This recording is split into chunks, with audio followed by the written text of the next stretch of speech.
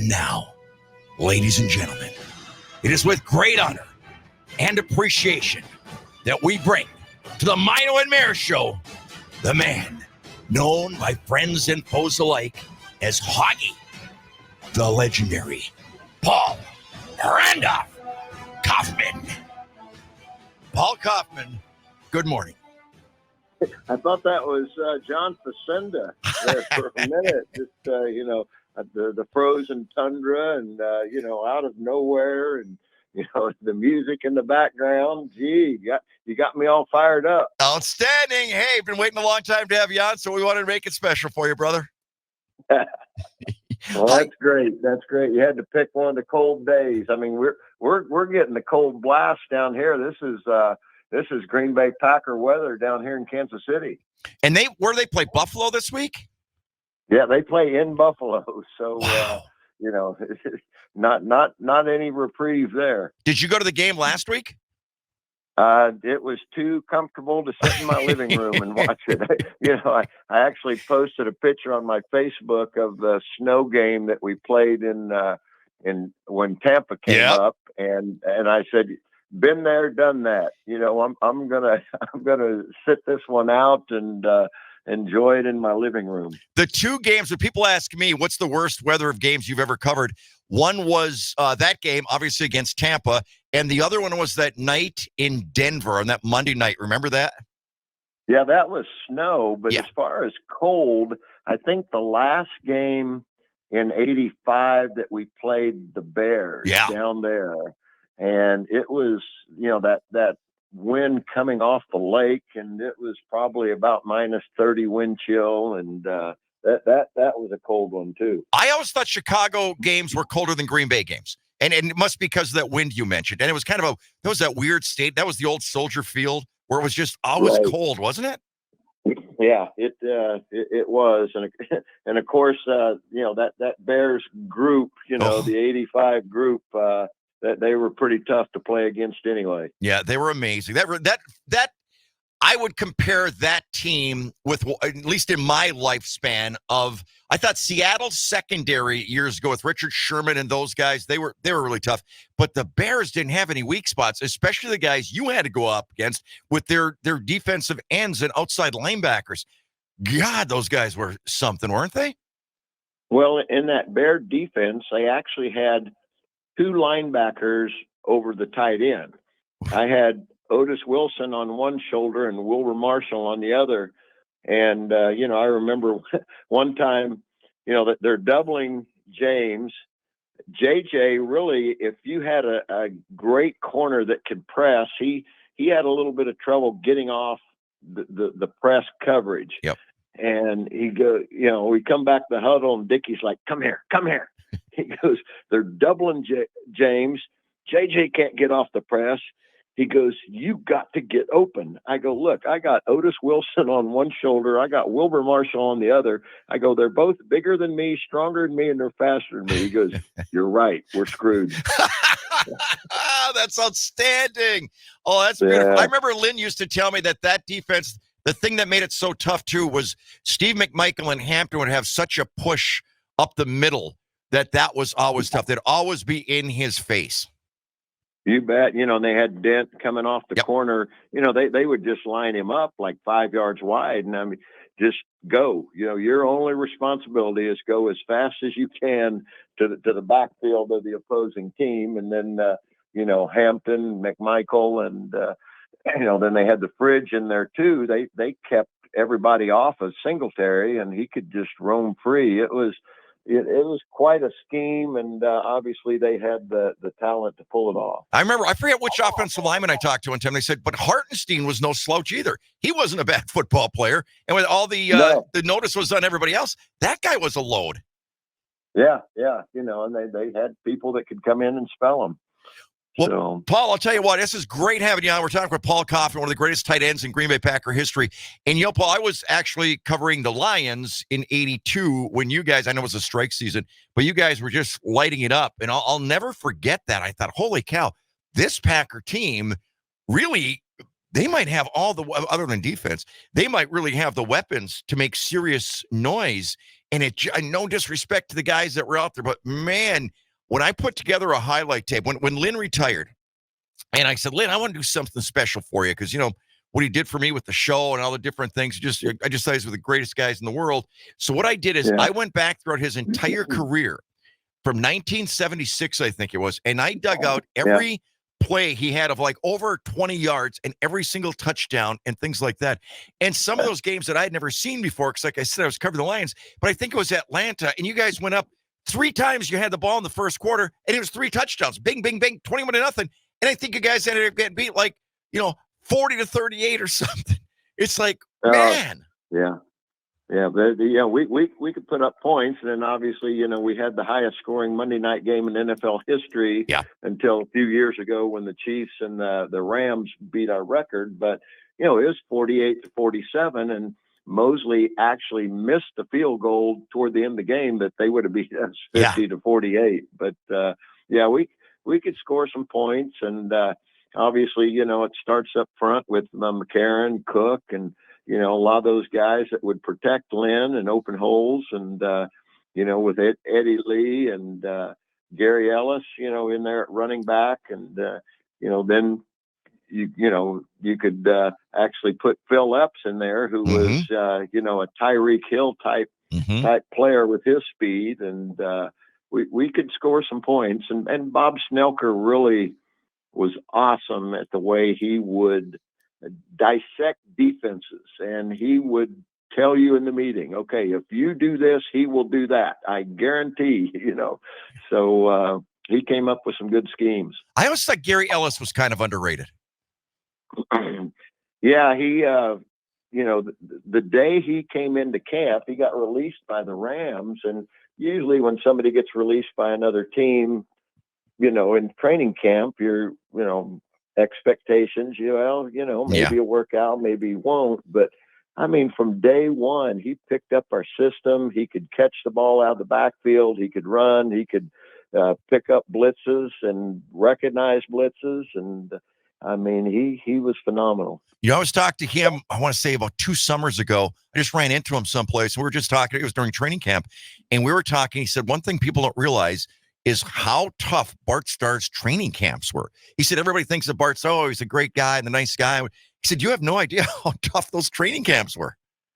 Yeah, there was a little bit of Lombardi left over there, that, and really that is the reason I made the team. Your little intro said, working in the Kansas heat, and, my hometown, of 500 people, I always tell people, I said, I graduated in the top 10 of my class in high school. They go, really? I don't tell them there was only 20 in it, and really only 15 of those graduated, but I did graduate in the top 10. But, there's oil field workers, there's farmers. My mom and dad were school teachers, and I felt like I had the best combination of hard work and education growing up. And, when it got hot and people were falling out and, skipping reps, it's like, hey, get me in there. I'll. And then I would try to win every sprint after practice. And so that tough camp really gave me an opportunity to show what I could do. I think I would have trouble making a team in the way training camps are held these days. They don't do any hitting or anything. What did you weigh, Paul, when you came into Green Bay? Well, I actually weighed 217 pounds, but during 2-a-days, I lost down to 212. And for some reason, I felt in my mind that if I got under 215, that they would cut me. So when we weighed in and out of practice, I would have a 5-pound weight in my jock and then some double X large shorts on. And I was back to 217. Oh my God, that's fantastic. And you're going up against 245-pound linebackers on a regular basis, right? Yeah, that's, I tell people, I say, back then the tight end had to block. And, when the Packers sweep, we ran that, and they expected, the tight end to hook the outside linebacker. And he was lined up basically a half a yard outside of you. And his coach, since the day he was, started playing outside linebacker, 7th grade, 8th grade, whatever, is do not get hooked. Do not let that tight end get outside of you. Do not get hooked. But that was the blocking assignment. We had to basically try to take that first step and get our helmet to the outside shoulder and turn him back to the inside so the sweep could go around the end. Well, I would think as far as for in practice, and you guys used to hit all the time. I remember that. A good guy to go up against was John Anderson because he was such a smart, heady, and kind of athletic outside linebacker, wasn't he? Yeah, well, actually, Freddie Carr was there when I first got there, and Gary Weaver, and they pretty tough guys, and obviously, John Anderson, Mike Douglas. I mean, Mike was just so quick; he was hard to block, and when you go against those guys every day in practice, it prepares you for what you're going to meet in the game.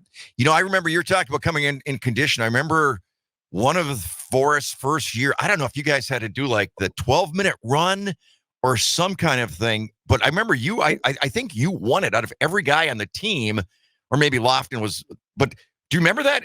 Whatever conditioning drill you guys had to do, I want to say you won it. When we first got there, it was the 12-minute run. Okay. But a 12-minute run does not correlate to anything in football. Right. I mean, so then they got where we would do 40-yard dashes and they would time them, and you had to get a certain percentage of your best time. So you had to run like 10 40s with 30-second rest in between. Well, then when Forrest came in, he put in this thing where we had to run 4 quarters, one lap, 440 yards, which, I ran that in high school.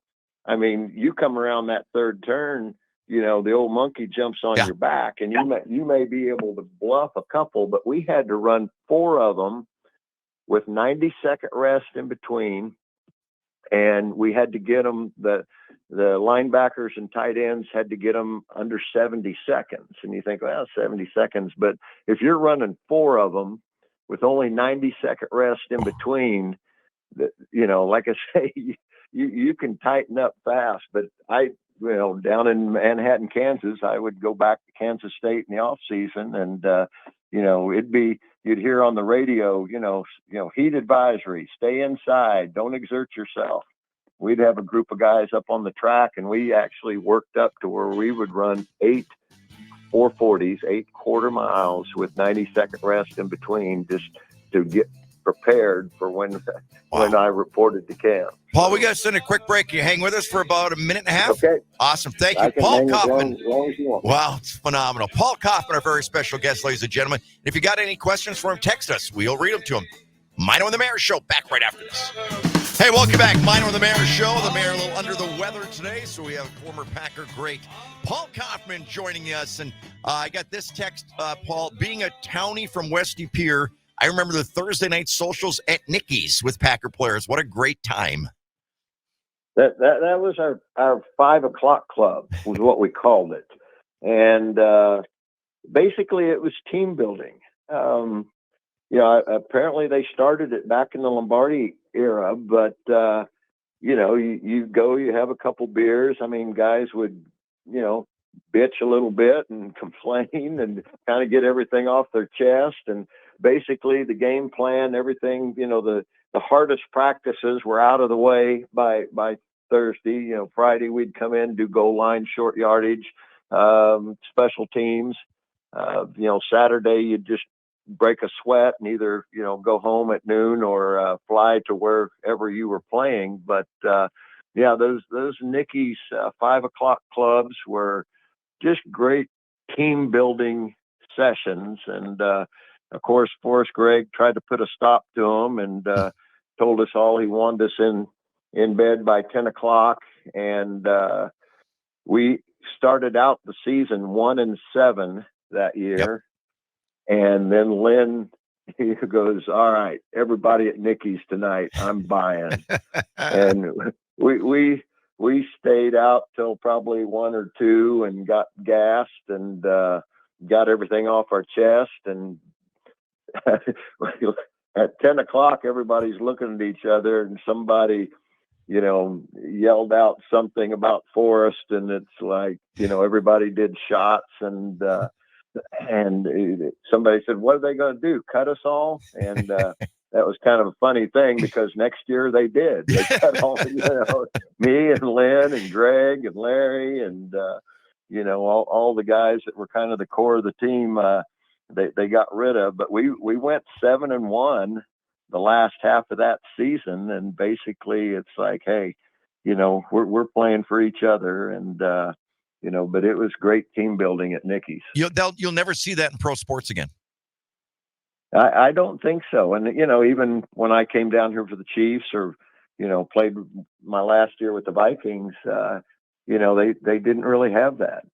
And the thing is, with social media these days and people with cell phones and mics and cameras, and guys are so wary now when they're out in public. Oh, I would have been in big trouble if they would have had, cell phones and social media and all that stuff back in the day. You mentioned that, and I still remember that day. I think we called it Black Monday or Black Tuesday or something in the media when they cut all you guys. We just couldn't believe it. I remember Lynn calling me and telling me, it's like, are you kidding me? I mean, this was unbelievable. All the leaders, the core of that football team, which is what that team needed as much as anything, was a bunch of guys. Because playing in Green Bay can be a different animal than playing in other places. And you needed guys to help show them the ropes and what it's like here. And that was one of the dumbest things I've ever seen in sports. And I'm not blowing smoke at you or anything, because I would have said it back then at the same time. That's one thing that was just unfathomable. What was he thinking? Well, he did make the comment one time that that we all sucked, and he wasn't going to be 8-8 around there anymore, and he cut all of us, and sure enough, they went 4-12. So he wasn't. He accomplished what he wanted. He wasn't 8-8, and then he left town. Yep. Yeah, and then but I look back at some of the decisions. Going back to Ted Hendricks. Yeah. You let Ted Hendricks go to the Raiders. He ends up being all pros. You draft Bruce Clark, who told you right up front, look, I don't want to play in Green Bay. I don't want to play nose guard. So, he goes to Canada. Who skips, the Nobody. NFL and goes to Canada? Then when he goes to New Orleans, he ends up being an all-pro defensive end. Actually, was one of my teammates in the Pro Bowl when I played in the Pro Bowl in Hawaii. But, just some of the decisions, drafting Rich Campbell, maybe 4th or 5th pick, that overall, and you're thinking, golly, we could have, used a nose guard or, somebody like that to shore up the defense a little more. But then they tried that, and they got Alfonso Carricker and Donnie Humphrey.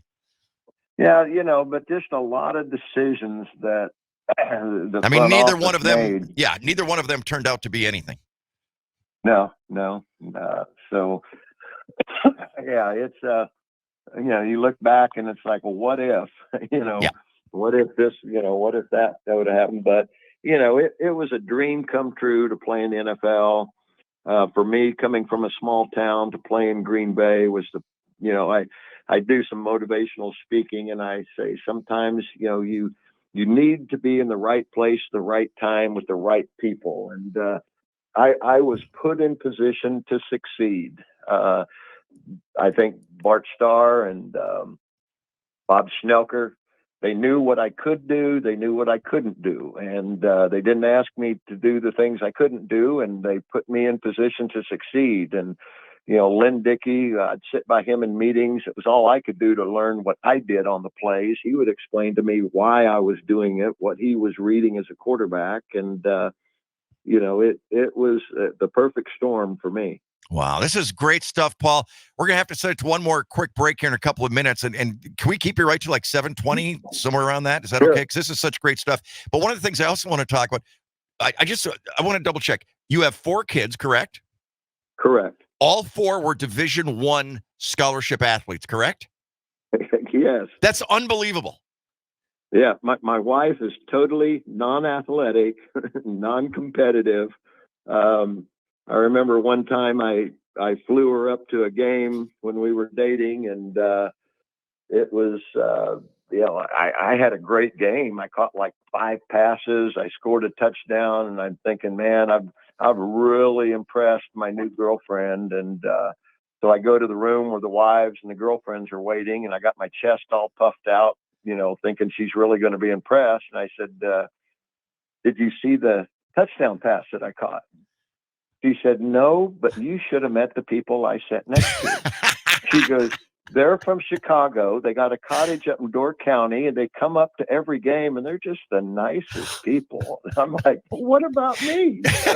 Well, I know one thing, though. She put on a heck of a wife's fashion show that I was the MC of. She was spectacular at that. Yeah. She that's her. That's more in her ballpark than football. Awesome. We are with Paul Coffman, legendary Green Bay Packer tight end. I could talk to this guy all day. We're going to send one more break, and Paul's going to stay with us. Again, if you have any other questions, please text us. We'll get them to him. Maino the Mayor here on WGBW. Back right after this.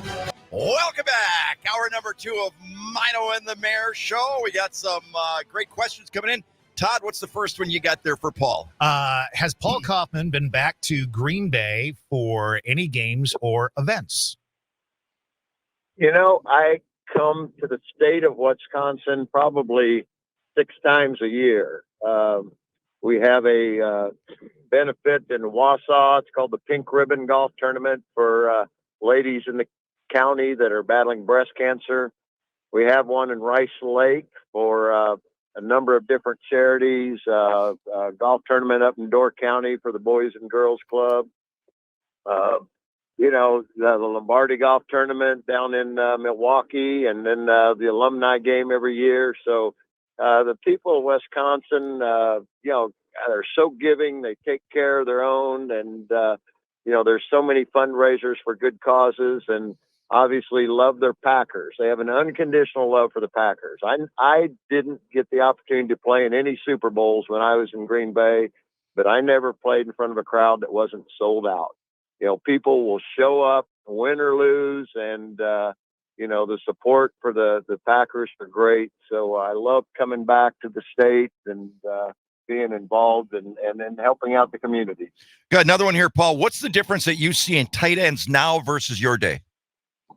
They don't have to block. They line them up in a flex position or out wide, put them in motion, and one of the biggest things for me was just getting off the line of scrimmage, the first few steps. And, of course, back then they could pretty much mug you coming off the line of scrimmage. There wasn't hardly any holding, if they did it within the first couple steps, they could grab you and hit you. And but they really don't ask those guys to block much. Everybody has a blocking tight end and a receiving tight end. Mercedes Lewis, prime example. I mean, he had trouble catching a cold, but if you put him out there and ask him to block, he could do that all day long.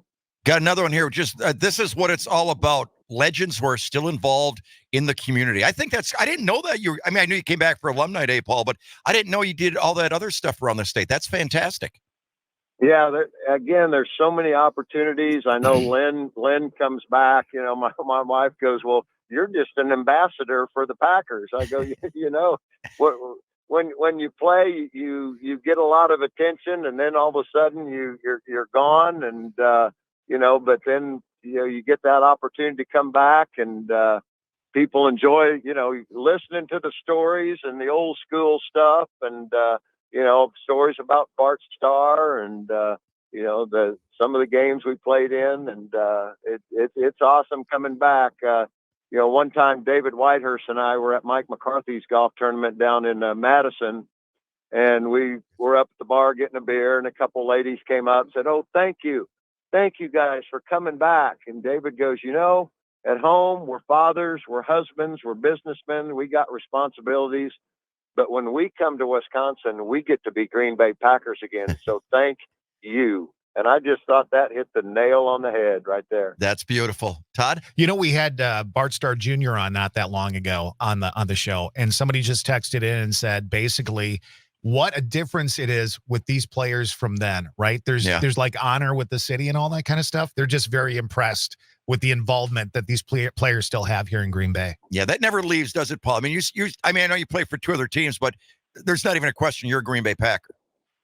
Yeah, and no other team, Kathy Dworick's been in charge of the alumni and just does a fantastic job of, they had the Packer fan tour bus that would tour the state. And, they'll have 3 current players, 3 ex-players.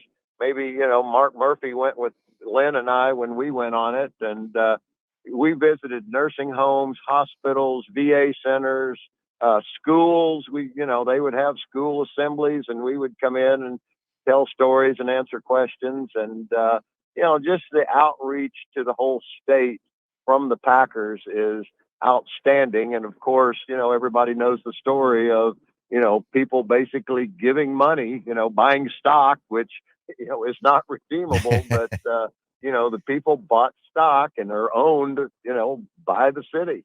Paul, who were the other tight ends when you first came in? Well, Rich McGeorge was the starting tight end. And, just what a help he was to me to sit by him in meetings. And, he tutored me along. And, then they had a guy named John Thompson, who they drafted. That had been my second year. But they drafted Eason Ramson from Washington my year. We had a guy named Don Peterson that was in camp with the Jets the year before, and a guy named Billy Dixon out of Troy State. So there were 5 tight ends in camp, and they only kept 2. But my second year when I came back, I'm having a heck of a camp. I've actually gained up to about 225 pounds. I got bigger. I was stronger. I was faster. I was having a great camp, catching everything. And I get a call during training camp.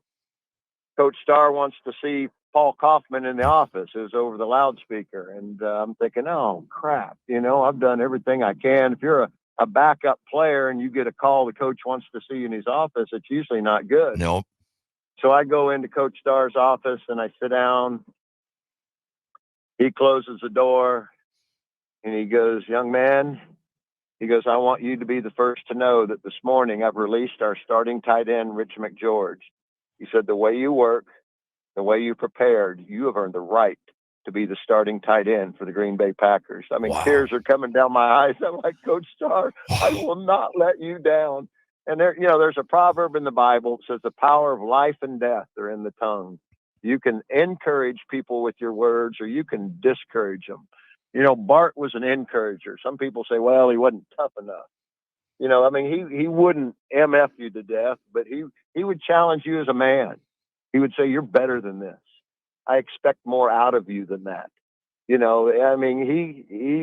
honored people and treated everybody with respect. But the day that he spoke those words to me, that you have earned the right to be the starting tight end, that just encouraged me so much that, Bart Starr thinks I have what it takes to play for the Green Bay Packers. How long before you called your mom and dad? That day. That had to be one of the best phone calls you've ever made. Oh gosh, yeah. The most exciting. Well, maybe the first one was, my rookie year when I made the team. Right. And actually, I called them because they had all these, the final cuts, and they cut all the tight ends. Back then, we had 42-man roster, and they only kept 2 tight ends. Yep. And so they had the final cuts, and Rich McGeorge and I were the only ones left. And gosh, I made it. Everybody's congratulating me. And then, I don't know if it was the Press Gazette or what the paper was, but they actually had a morning paper and an afternoon paper that came out. Right.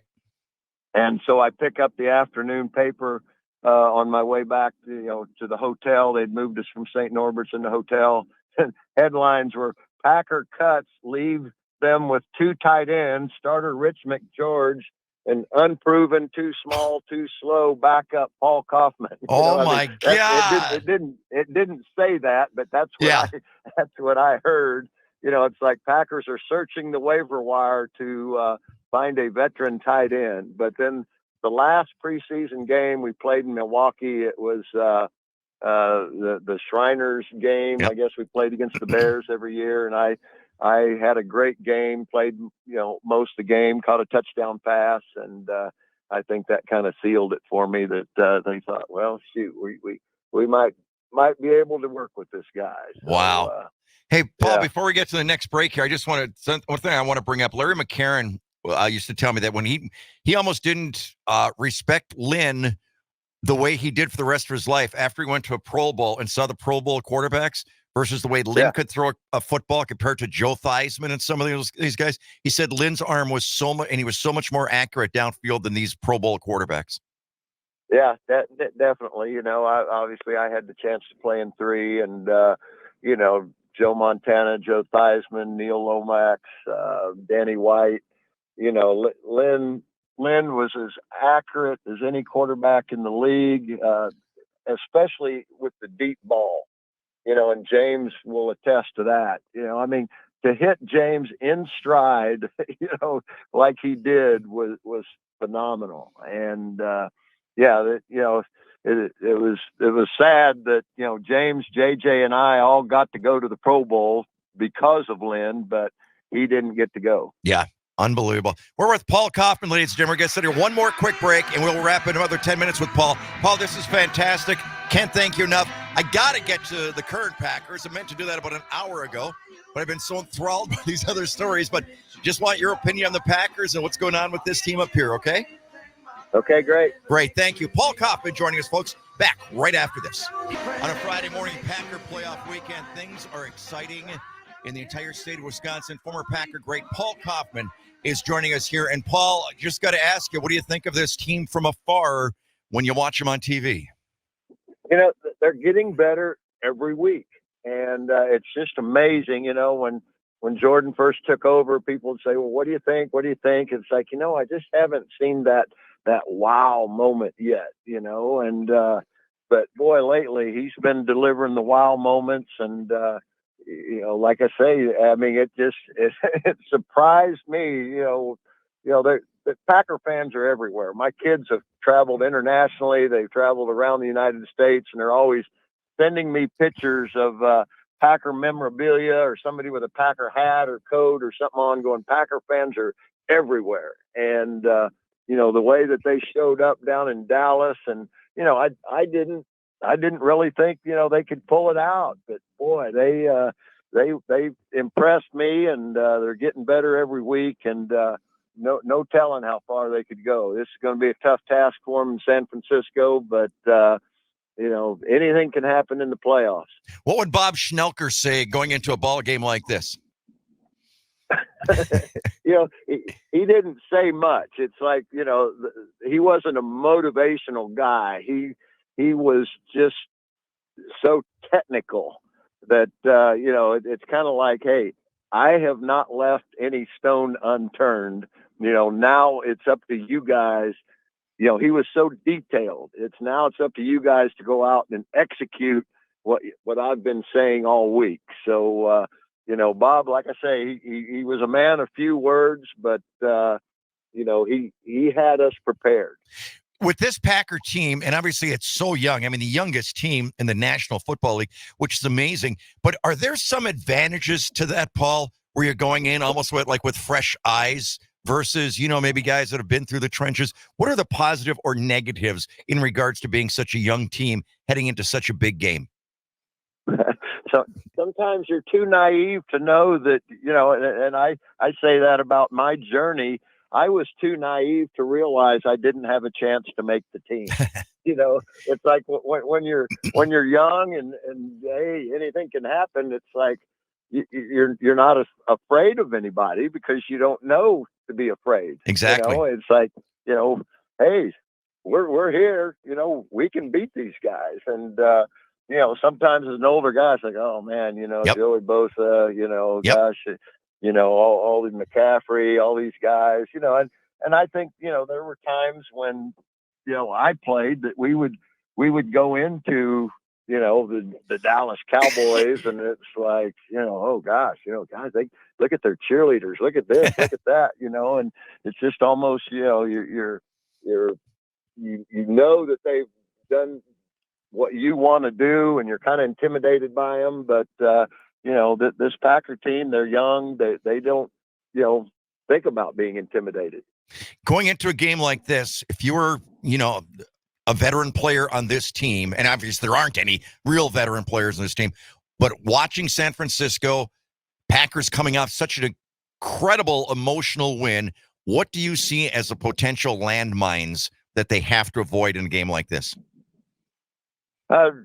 Just being odd, like if they get behind early, saying, oh gosh, this is how it's supposed to go, instead of, we're here because we've earned it and we belong here, and we're going to make our presence known. So just not to get awed by the moment, and go out and play their game, and if they do get behind, know that they have the ability to come back. I mentioned this right almost at the top of the interview. I've never heard of this before. 4 kids, 4 Division I scholarship athletes, which is amazing.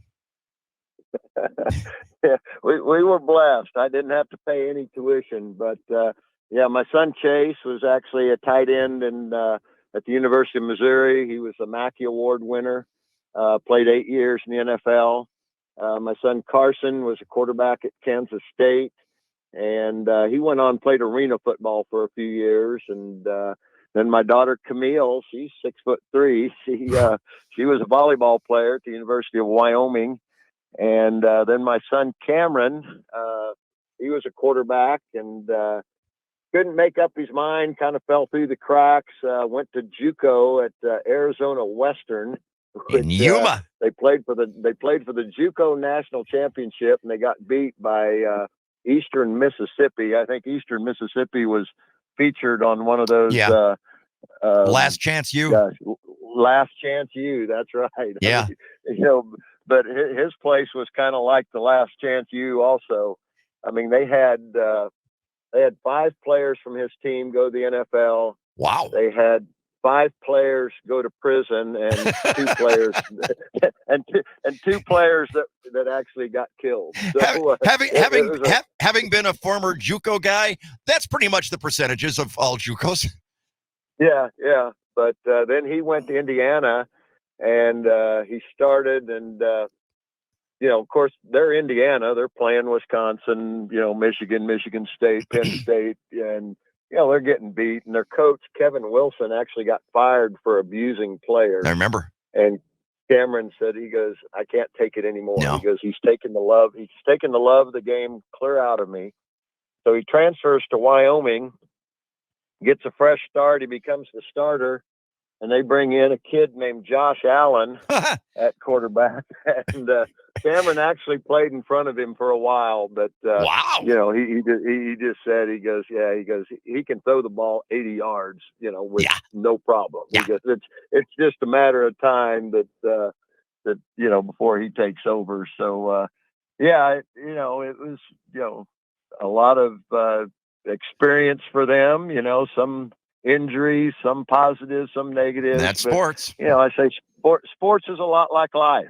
Sometimes it's not fair. Sometimes it's not fun. Sometimes you get hurt. Sometimes you lose. It's how do you deal with it? How do you overcome it and move on? And, they're all God-fearing kids that are productive citizens in life. They got their college degrees, and I couldn't be more proud of them. Awesome. One very last thing, Paul. One of the last times I saw you, and this was a long time ago, on the sidelines of Arrowhead Stadium where the Packers were playing a Monday night against Kansas City, and my special guest for my live shot was Billy Ray Cyrus. And this is when Billy Ray Cyrus was big, and he asked me, he goes, I got a favor to ask of you. I go, yeah. He goes, do you know Paul Coffman?